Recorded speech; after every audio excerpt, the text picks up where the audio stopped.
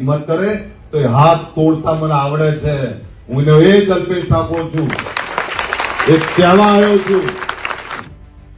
એની હાજરીમાં ઊંચા અવાજે બોલવાની હિંમત કરી તો હાથ તોડતા વાર નહીં થાય.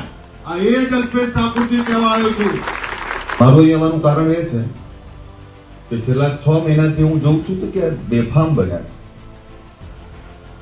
અને બેફામ બની ની વાત કરતો ને એના પરિવારમાં કોઈ હાથ નાખવાની હિંમત કરે તો એ હાથ તોડતા મને આવડે છે. હું એનો એ જ અલ્પેશ ઠાકોર છું, એક કહેવા આવ્યો છું. એ આજે કહેવા આવ્યો છું કે વાળી લેજો તમારા યુવાનોને, એ વાળી લેજો તમારા વડીલોને. મારી એક પણ મા બેન દીકરીનો પાલો અભડાવવાનો પ્રયત્ન કર્યો, એની હાજરીમાં ઊંચા અવાજે બોલવાની હિંમત કરી તો હાથ તોડતા વાર નહીં થાય. આ એ જ અલ્પેશ ઠાકોરજી કહેવા આવ્યો છું. અને પોલીસને કહેવા આવ્યો છું, તમારું કામ છે લોકોના જાનમાલની રક્ષા કરવાનું, લોકોને રક્ષણ આપવાનું.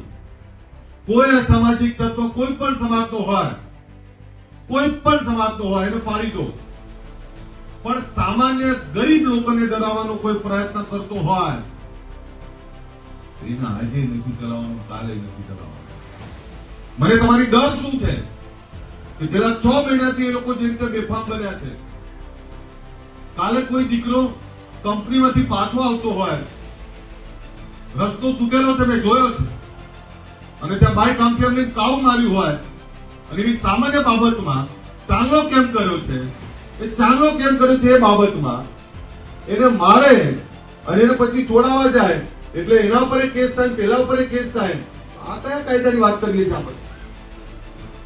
અને છેલ્લા 6 મહિનાથી અહીંયા સાધુ પરિવારને મારે, અહીંયા સામાન્ય પરિવારને મારે. ઠાકોર સમાજ આટલો મોટો સમાજ, જો એને ડરાવે તો નાના સમાજ તો શું કરે બચારા? એટલે પોલીસને કહું છું, તમારી જવાબદારી છે. જે કઈ અસામાજિક તત્વો તળિયા તોડી નાખો. શેના માટે બેઠા છો?